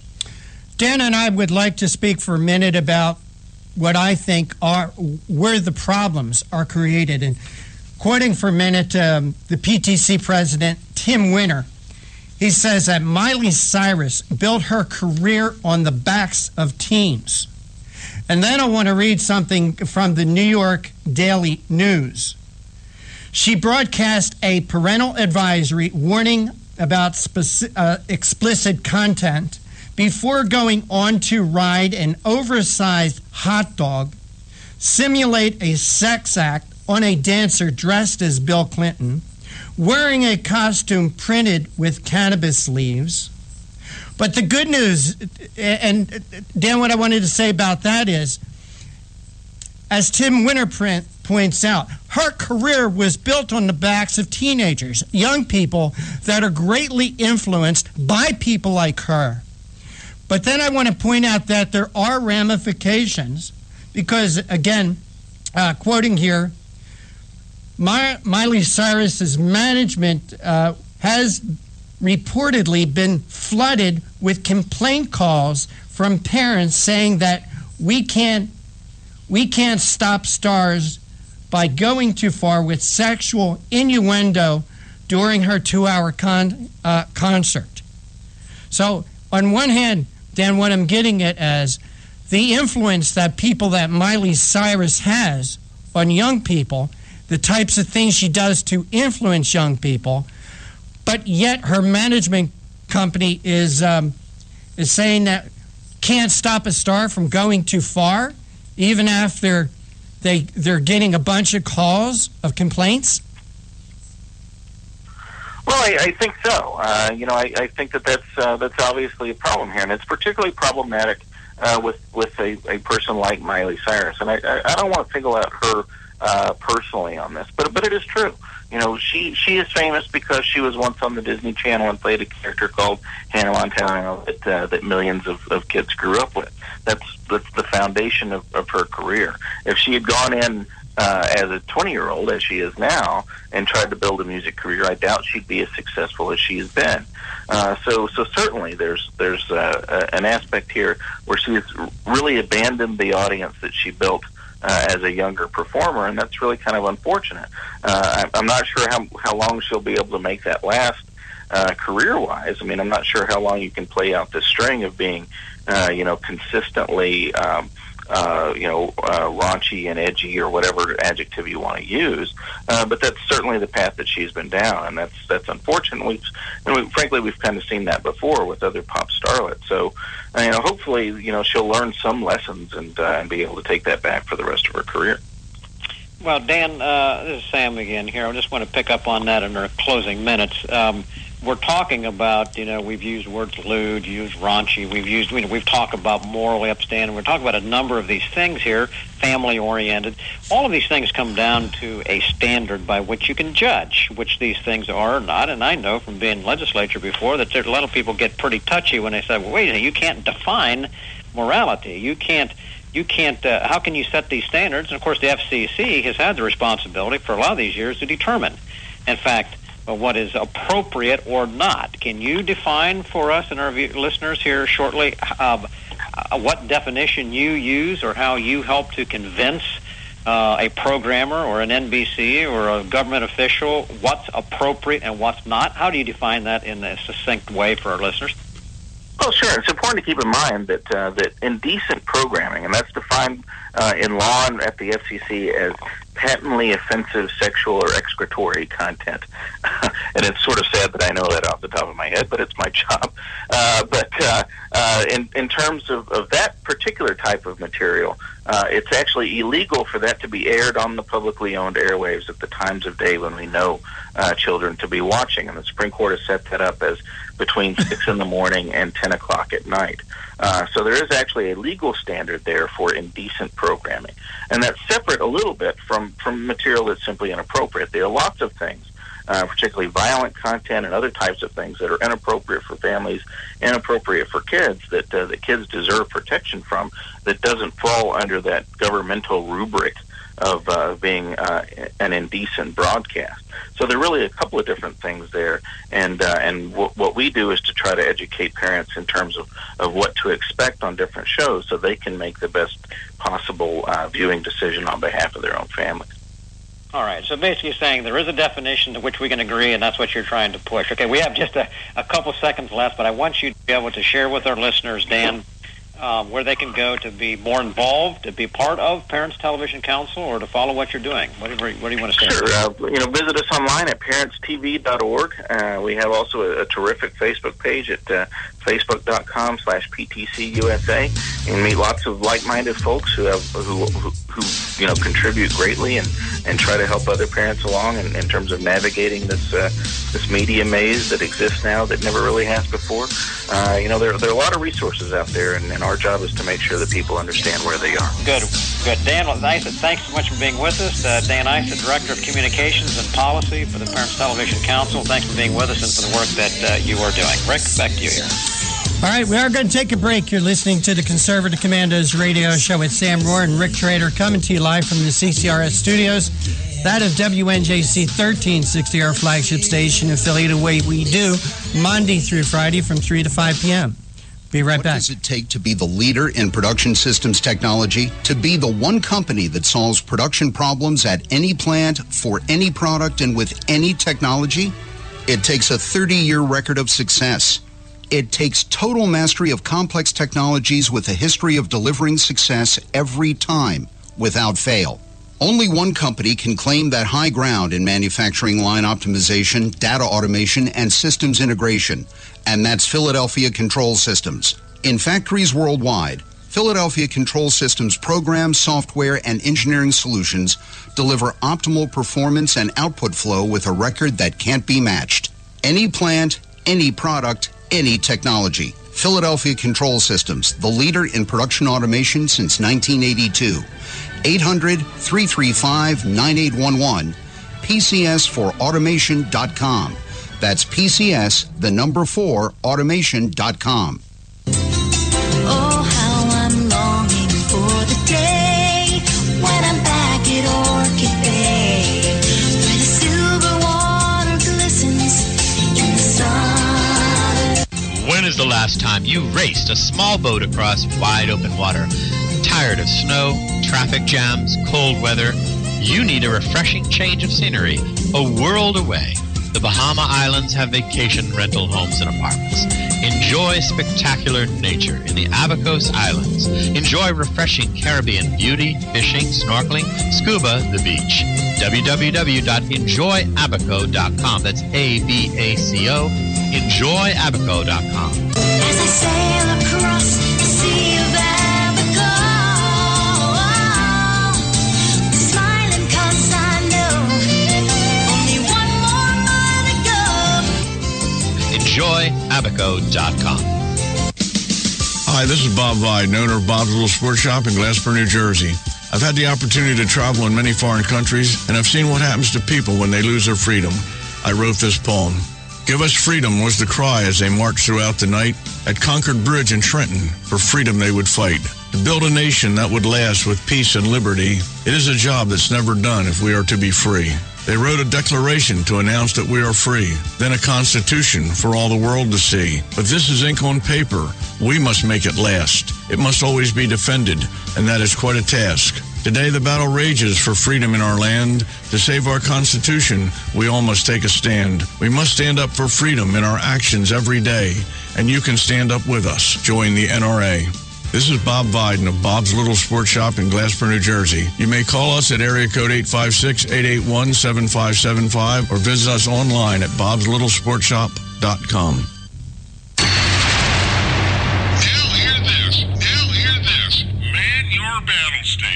The Obama attack on our Constitution continues. Log on to INRASuperPAC.com and join J.D. Manier and Christina Lamb and hundreds of Reagan conservative commandos who demand our country return to its founding documents and principles. We are part of the nation's oldest and largest GOP volunteer organization, the National Federation of Republican Assemblies. We register voters, endorse conservative candidates, and dig deep to give you the truth on the big issues. We are fighting to do what Lincoln proclaimed 150 years ago. Let the people know the facts and the nation will be free. Help support the Conservative Commando radio show with your donation today. Log on to INRASuperPAC.com. INRASuperPAC.com. Now hear this. Man your battle stations. You can call the Conservative Commandos radio show at 856-227-1360. Your opinion counts at 856-227-1360. This is Congressman Alan West, and you're listening to the Conservative Commando Radio Show. Welcome back to the Conservative Commandos radio show with Sam Rohr and Rick Trader. And program note, if you'd like to hear a rebroadcast of today's show at 10:10 this evening Eastern Time, log on to patriotsride.org. And for a rebroadcast of yesterday's show at 5 p.m. in about a half hour when we leave the air, you can hear a rebroadcast of yesterday's show by logging on to cprworldwidemedia.com. You can also hear a repeat of today's show tomorrow afternoon at vigilantlibertyradio.us. Don't forget you can hear our show anytime, day or night by calling 832-999-1199 from any phone. And joining us now is Bob DeRigo Jones. Bob serves as a senior fellow for the Center for America and is the author of the best-selling book, Remove Child Before Folding, the 101 Stupidest, Silliest, and Wackiest Warning Labels Ever. Bob has appeared on dozens of national and international TV and radio programs, including NBC Nightly News, ABC News, 2020, BBC Worldwide News, Fox News, and I can go on and on and on. Bob, welcome back to the Conservative Commandos radio show. It's been a while, and I missed you, sir. Rick, it's nice to talk with you again. Yes, we have a new batch of wacky warning labels, the kind that you'd only find in America. And, of course, we're going to be talking about the 17th Annual Whacking Warning Labels Contest 2014, and you've made your final selections, Bob. Yes, what we do every year is we encourage people from all over America to send us the funniest warning labels they can find on products around their house or their office, and we take what we think are the 5 funniest ones, and we go on Fox News on John Stossel's program and let his studio audience pick the top 3, which will win cash prizes. When is that going to happen, Bob? We film it next week. I think it airs the following Thursday, which would be July 24th. July 24th. So your listeners can see all these products that we'll be talking about. All right, Bob, so let's talk about the top 5, the ones that made the top 5. We need a little drum roll. We don't have it here, Bob, but tell us the top 5. Yeah, let's start with this one. This is a warning label that was found on a printer ink toner cartridge. It says, warning, do not drink. No matter how thirsty you might get at the office. I guess drinking. That's good advice. So we've gotten so stupid as a society, Bob. We have to have a warning on cartridge ink not to drink the ink. Is that what we've gotten to, Bob? That's right. Well, it's because, unlike other countries, you can sue over anything almost in America, and that's why you see warning labels, because product makers constantly have to protect themselves against being sued when somebody injures themselves, even if it's their own fault. Obviously, there's a lot of legitimate personal injury lawsuits out there, but we're talking about ones where a guy, for instance, decides to drill his teeth with his Dremel wood router, gets hurt, and then sues Dremel and walks away with money. And that's why you see warning labels like this. Whoa, Bob, he took a Dremel tool and drilled his own tooth. Is that crazy or not? Oh, Bob. It ranks right up there with the guy who was dunking a ball while he was playing basketball, somehow caught his teeth in the net. So he sued the net makers, and he walked away with $50,000. Bob, who's stupider, the people that do these things or the juries and judges that give them money through verdict? Well, who's stupid? You hit right on the point that we try to make, is that our intention is not to make fun of the product makers that feel a need to put these warning labels on their products because they're really caught between a rock and a hard place. It's to point out how the courts are failing in the responsibility they have to uphold personal responsibility. It's the type of thing that you see only in America, because we do interviews like you alluded to earlier all over the world, and reporters want to know why they don't see warning labels like this in other countries. And it's because other countries don't have the problem we have with frivolous lawsuits, is really what these amount to. And so you see warning labels that are common sense and that really leave you wondering whether you should laugh or cry half the time. Bob, you recently did an article in the Washington Times, an op-ed, and in here you talk about the Buffalo Bills football team in the National Football League, that they gave out apparently a sheet of decals But there had to be warnings to go along with these decals? These are peel and stick decals, just so your audience can visualize what we're talking about. Little kind of flimsy, paperish type things. But it says right on there, it says, warning, decals are for decoration only and will not prevent any bodily harm or injury.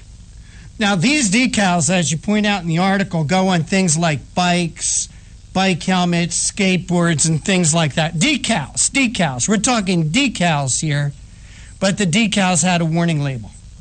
Yes. Every year we see some kind of theme come through because of litigation in our country. And this year, the litigation surrounding concussion-related lawsuits is probably predominant in everybody's minds. And that's certainly a very legitimate issue.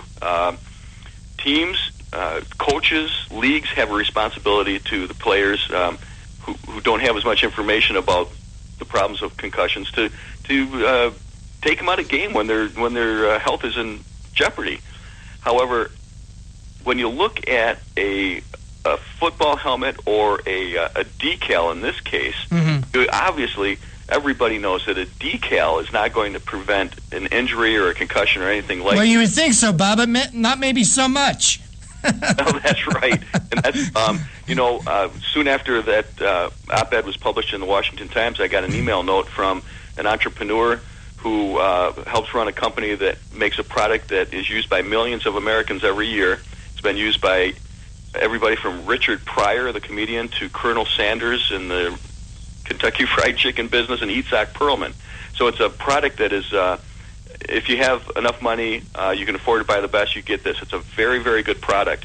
But somebody was just injured on this product because they ignored 7 warning labels that were predominant on the product. You couldn't miss them. They ignored the warnings, and they took it. It's a 3-wheel scooter, the kind you see when you go to the grocery store or a mall. Right. They rode it out of the grocery store against all warnings, got hit, and the family sued this manufacturer of Amigo that makes a wonderful product but now has to spend months and months and probably tens of thousands of dollars on legal bills. And ultimately, I'll tell you, it'll either be thrown out or it'll be settled, because 9 out of 10 cases in America are settled because the cost of defending yourself, even when you're totally innocent, is so high that a lot of people just say, I can't afford it, I can't waste my life savings on it, and they settle a case that should be thrown out of court. So we're talking like one of these little rascals type scooters that stores have for the convenience of handicapped customers to be able to get around and do their shopping. Is that right, Bob? Yes, and I'll tell you, it's like a rascal. This is called an Amigo. Wonderful product. I know the inventor. It's been around for about 35 years now. And here's the problem with these lawsuits. We all think, well, these businesses all have a lot of money. It's not going to matter to them if they get sued once or twice. If I'm never sued, I'm never affected. But we really are. We're going to pay more for those. But here's the real impact. People ask them to customize these little Amigos, these carts, in various ways to improve the way they can use it. And they did that for many years. But now they've stopped providing these personalized little changes because they've been sued too many times by people who do something that bears no responsibility on the company, but people feel like they can get money out of them, so they sue them. So we're losing products. We're losing things that can make our lives better because of all these lawsuits. Hey, Bob, could we be looking forward to lawsuits, people who sue these stores because they don't have the little scooters in there anymore? Absolutely, you could. And they probably will, knock on wood, that doesn't happen. But every time you think you do something to protect yourself from a lawsuit, you can get sued for the opposite reason. Somebody said, do these warning labels actually prevent all lawsuits? Well, actually, we've seen lawyers that file lawsuits saying you put this warning on your product so you acknowledged that there was a risk of something like this happening, but you still made that product and put my client in danger. Hey, Bob, we're up against a break. Could you just hold for 2 minutes through the break? Sure. All right, here on the Conservative Commandos radio show, we're speaking with Bob DeRigo Jones. He serves as a senior fellow for the Center of America. This is the Conservative Commandos radio show with Sam Rohr and Rick Trader, coming to you from the CCRS studios. that of WNJT 1360, our flagship station in Philly, the way we do Monday through Friday from 3 to 5 p.m. and around the world on the internet. Check out our websites, ConservativeCommandosRadioshow.com and CCRShow.com. Don't go away, Sam and I will be right back. Yeah, that's my prerogative. They say I'm nasty, but I... Oh, how I'm longing for the day when I'm back at Orchid Bay, where the silver water glistens in the sun. When is the last time you raced a small boat across wide open water? Tired of snow, traffic jams, cold weather? You need a refreshing change of scenery, a world away. The Bahama Islands have vacation rental homes and apartments. Enjoy spectacular nature in the Abacos Islands. Enjoy refreshing Caribbean beauty, fishing, snorkeling, scuba, the beach. www.enjoyabaco.com. That's ABACO. Enjoyabaco.com. As I sail across the sea of Abaco, smiling 'cause I know only one more mile to go. Enjoyabaco.com. Hi, this is Bob Vide, owner of Bob's Little Sports Shop in Glasper, New Jersey. I've had the opportunity to travel in many foreign countries, and I've seen what happens to people when they lose their freedom. I wrote this poem. Give us freedom was the cry as they marched throughout the night. At Concord Bridge in Trenton, for freedom they would fight. To build a nation that would last with peace and liberty, it is a job that's never done if we are to be free. They wrote a declaration to announce that we are free, then a constitution for all the world to see. But this is ink on paper. We must make it last. It must always be defended, and that is quite a task. Today the battle rages for freedom in our land. To save our Constitution, we all must take a stand. We must stand up for freedom in our actions every day, and you can stand up with us. Join the NRA. This is Bob Viden of Bob's Little Sports Shop in Glasper, New Jersey. You may call us at area code 856-881-7575 or visit us online at bobslittle.sportshop.com. You can call the Conservative Commandos Radio Show at 856-227-1360. Your opinion counts at 856-227-1360. This is Congressman Alan West, and you're listening to the Conservative Commando Radio Show. Welcome back to the Conservative Commandos Radio Show with Sam Rohr and Rick Trader. And if you'd like to hear a rebroadcast of today's show, there's several ways you can do that. 10:10 this evening, Eastern Time. You can tune in to patriotsride.org. Or tomorrow afternoon, you can catch another repeat at vigilantlibertyradio.us. You can also hear our show anytime, day or night, from any phone by calling 832-999-1199. And we're speaking with Bob Dorigo Jones. He's a senior fellow for the Center for America. He also hosts a nationally syndicated radio internet commentary, Let's Be Fair, through which he shares important stories about the impact of crazy lawsuits and a litigation-happy culture. Bob, thanks for holding through the break. We appreciate it. My pleasure. Bob, helmets. Helmets are very important. You know, we got bike helmets, we got skateboard helmets, we got football helmets. But now you got to have warnings on the helmets, don't you, Bob? Well, that's right. And in addition to the warnings about the things that could happen if you're not careful, like, for instance, all football helmets come with warnings that say that they can't protect you from all serious injuries, including up to death. But now somebody found a warning label that a manufacturer put on their helmet that says, to avoid these risks, do not engage in the sport of football.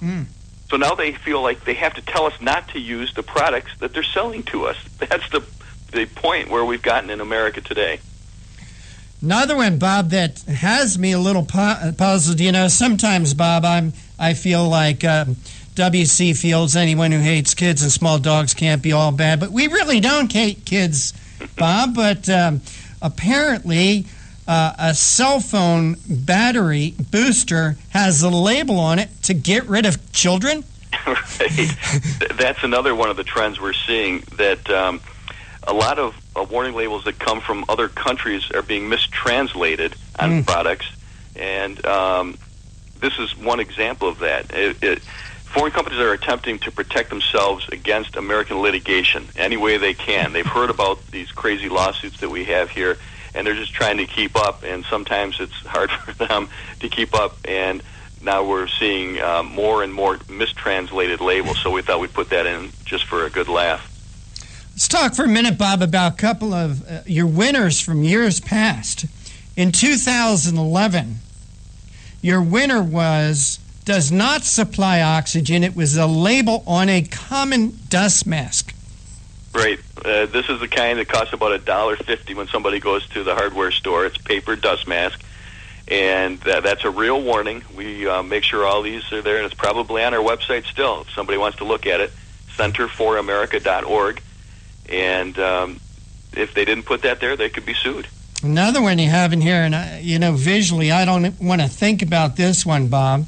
Says, do not use on moving vehicles. It was a warning label on the off-road Commode, a portable toilet seat that attaches to a trailer hitch. That came right out of Texas, and I'll guarantee you there are people all over the country using that. It's a kind of a novelty product. It's kind of cute. But they were told if they didn't put that there, they could be sued, and so it's on every product they sell now. Here's one. This was on a small tractor, I guess like a lawn tractor. Danger, avoid death. That's good advice. Yeah, that could cover just about anything. Sometimes you see a manufacturer that's kind of figuratively just throwing their hands up in the air and say, we got to warn about everything, and that's kind of a catch-all. Avoid death. Hey, Bob, do you go fishing? I do. I love to fish. Well, here's one. I guess maybe that they should put a warning label on fish hooks, a warning label on a brass fishing lure with a 3-prong hook. I guess this warning label is for fish, and the warning says, harmful if swallowed. Well, now we just have to teach the fish how to read. But, that's one of those so-called Prop 65 warnings that came out of California, because if you make a product and sell it in California and it includes one of any number of chemicals in it, even if the chemical poses absolutely no risk to anybody using the product, the manufacturer must warn that it's there. So this has had all kinds of crazy implications, and last year one of our winners was found on a warning label was found on a common indoor extension cord that said, wash hands after using. Well, this is the exact kind of extension cord that we all use in our houses. We've all seen them. They're little brown or white extension cords. But how many of us wash our hands after using it? Because you don't have to. Only the paranoid, Bob. Yeah. Only the paranoid who wonder where that extension cord was before they used it. Hey, Bob, here's a cute one. This product moves when used. Okay, this product moves when used, and this was on a popular children's scooter. I would hope it would move, Bob. Yeah, they'd probably be sued if it didn't. There you go. Bob, speaking of being sued, I guess the one that's going around now, the lawsuit that everybody is talking about, is a while back, a fan was at a baseball game between the New York Yankees and the Boston Red Sox. And I don't know if this fan was tired or inebriated or what, but during the game fell asleep. And the television cameras found him. And the ESPN announcers like John Kruk were commenting on this gentleman sleeping in the seat. Well, this gentleman is now suing John Kruk, the announcers, ESPN, Major League Baseball, the New York Yankees, the Boston Red Sox for this incident of him falling asleep at a baseball game. Now, that must have been one boring game or one drunk guy, but the fact that he's now suing everybody he can for $10 million because they showed him on television sleeping in the seats. Unbelievable. I saw the picture, and it's one of those things where you have to look at it if you're this guy and say, what do I really have to gain if I sue? Now, unfortunately, some of them who he sues, because he sued all kinds of people involved, may decide to settle that because it is going to cost a lot for them to hire a lawyer, and that's the problem in our society. Even when you win, you lose. So until we have more strict, like loser pay type of rules on the books that judges will enforce, then there's very little downside, and this guy's lawyer knows that, unfortunately, and it'll cost a lot of people a lot of money until ultimately probably what'll happen is it'll get thrown out of court, but he'll make a name, and the trial lawyer will probably get some more business because people will hear his name, and unfortunately that's the way it works. Bob, back in the day, I went to a concert. It was one of these all-day, 12-hour concerts, and one of the acts I really don't care for too much, a fellow by the name of Bruce Springsteen. Did you ever hear of him? I think I might have heard of him. Well, it was a long day in hot sun, Bob, and I actually fell asleep while Bruce Springsteen was performing. Can I sue Bruce Springsteen because I don't like his music? I wouldn't want to put that idea in anybody's head, but I've seen lawsuits like that, and just when you think you've concocted the most ridiculous idea for a lawsuit, you find out that somebody's already done it. And although I think from where you live, they could revoke your citizenship with the boss, couldn't they? Oh, I guess they could. They could sue me, for that. Hey, Bob, I want to thank you so much for joining us today on the Conservative Commandos radio show. Again, please give out the important details. 17th Annual Whacking Label Contest. When's it on? Yes, it's on Thursday, July 24th. We'd love all your listeners to tune in and view it and see the labels and see how they can enter the contest, because we'd love to give one of your listeners $1,000 next year. All right, let's be fair. Where can people hear that? They can hear that by going to the website at centerforamerica.org. It's also on hundreds of stations across the country on the Cumulus Network and Radio America. So, Bob, they could also hear them here on the Conservative Commandos radio show if you start sending them to me again. We'll get those to you, because we'd love to have it when you play it on your show. That would be great. Thank you. All right. Bob DeRigo-Jones, thanks so much for joining us. Take care, Rick. Sam Rohrer, who do you want to sue and for what?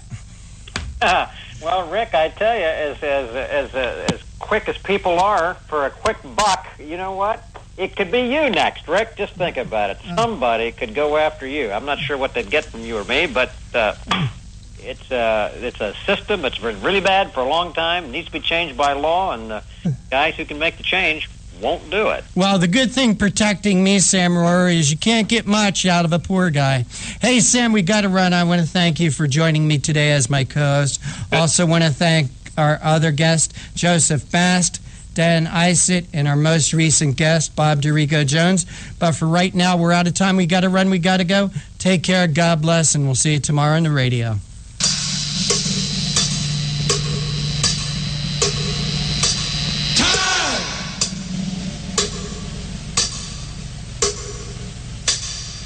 Thank you for listening to the Conservative Commandos radio show. Huge thanks to our co-hosts, contributors, patrons, callers, and our friends at WNJC 1360 and WIFI 1460, where we broadcast live every Monday through Friday, 3 to 5 p.m. Eastern and 2 to 4 p.m. Central. Look for us on the internet at www.ccrshow.com. Until next time, we are the Conservative Commandos radio show, where the newsmakers go to be heard.